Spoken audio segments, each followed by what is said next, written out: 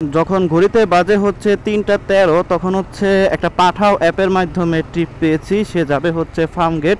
নামাজ পড়ে যখন খেয়ে তারপর একটু রেস্ট নিতেছিলাম তখনই হচ্ছে কলটা ঢুকছে, কারণ হচ্ছে আমি অ্যাপটা চালু করে রাখছিলাম। তো এখন যাচ্ছি হচ্ছে যাত্রীর পিক আপ লোকেশনে। আমার বাসা থেকে যাত্রীর পিক আপ লোকেশন দেখাচ্ছে 1 কিলোমিটার দূর। এই যে এই দিক দিয়ে হচ্ছে লেফটে যাইতে হবে আনসার ক্যাম্প থেকে। যে এদিকে একটু ভিতরে মনে হয় যেতে হবে, ম্যাপে দেখাচ্ছে একটু ভিতরে। তো চলুন যাওয়া যাক। আপু, আপনি কি পাঠাওতে কল দিয়েছিলেন?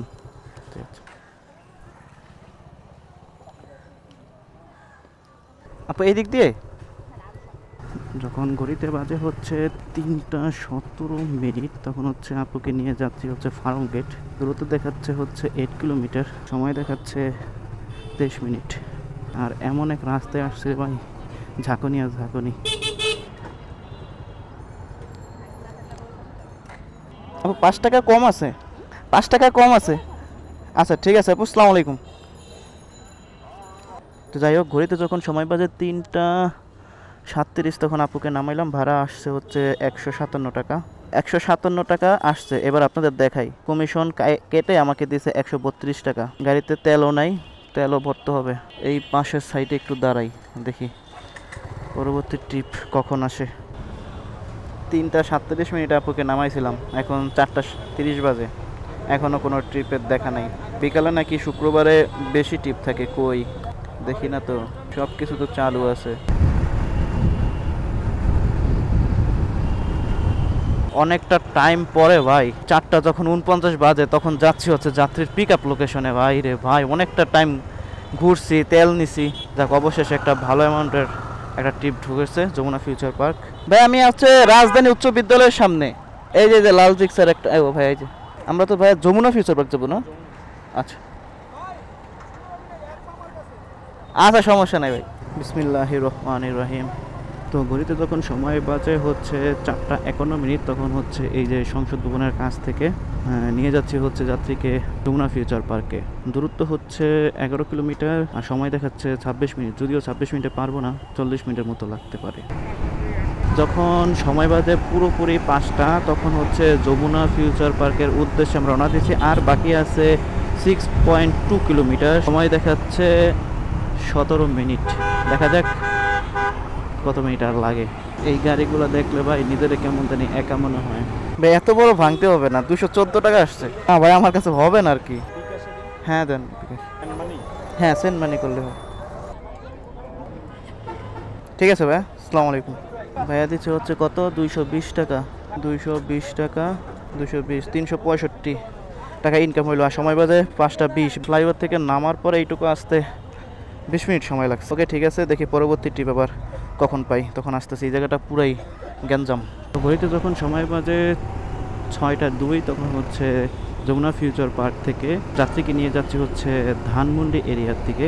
কিলোমিটার দেখাইছে 7.2 কিলোমিটার। ভাড়া হচ্ছে ইন ড্রাইভে 150 টাকা। চলুন যাওয়া যাক যাত্রীর গন্তব্যে। মার্সিডিজ গাড়িটা দেখছেন, এই যে লোগোটা, পুরো আমার বন্ধু সৈকতের মতো কালা কুচকুচ্চা। বাহ, যদি একটা লাগাই দেয় আমাদের দইরা বেচলো তো পাইব না এই গাড়ি দাম। থ্যাংক ইউ ভাই। তো ভাই কারেকশন আছে, সেটা হচ্ছে এটা ধানমন্ডি এরিয়া না, এটা হলো কাফরুল। কাফরুল এই যে ক্যান্টনমেন্ট আছে না, হ্যাঁ 14 নম্বর ক্যান্টনমেন্ট দিয়ে হচ্ছে এই যে এইদিকে ডানে ঢুকলে 14 নম্বর ক্যান্টনমেন্ট দিয়ে ডানে ঢুকলেই হচ্ছে এই কাফরুল। তো যমুনা ফিউচার পার্ক থেকে এখানে হচ্ছে 150 টাকা। আসসালামু আলাইকুম। Okay fine. তো ঘড়িতে যখন সময় বাজে 6টা 21 তখন হচ্ছে 3 নাম্বার রাইডটা কমপ্লিট করলাম। এখন ভাড়া আমার কত আসছে হিসাবটা দিয়ে দিই আপনাদের। হিসাব কই, এখন হচ্ছে 150, কত হলো 515 টাকা। 515 টাকা ইনকাম আজকে হচ্ছে বিকালবেলা। তো পাঠাও, তার একটা কল ঢুকেছে, মিরপুর 10 থেকে যাবে হচ্ছে যে বনানী। ভাড়া দেখাইছে 124 টাকা আর দূরত্ব হচ্ছে 5.48 কিলোমিটার। আর সময় এখন বাজে 6টা 34। চলেন বনানী যাওয়া যাক। যাত্রীকে একটা কল করি। হ্যালো, আসসালামু আলাইকুম ভাইয়া, আমি পাঠাও থেকে বলছিলাম। তো লোকেশন তো ঠিক আছে এভাবে না? লোকেশন তো ঠিক আছে। আচ্ছা ঠিক আছে, আমি আসতেছি। হ্যাঁ আমি যত তাড়াতাড়ি সম্ভব ভাই আমি আসতেছি। ওকে ভাইয়া, তো চলুন যাওয়া যাক যাত্রীর পিক আপ লোকেশনে। হ্যাঁ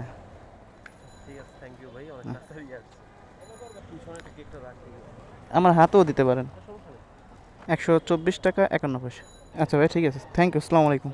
তো ঘড়িতে যখন সময় বাজে বরাবর 7টা, চালিয়ে ফেলছি 150 কিলো, মানে সকাল থেকে এখন পর্যন্ত।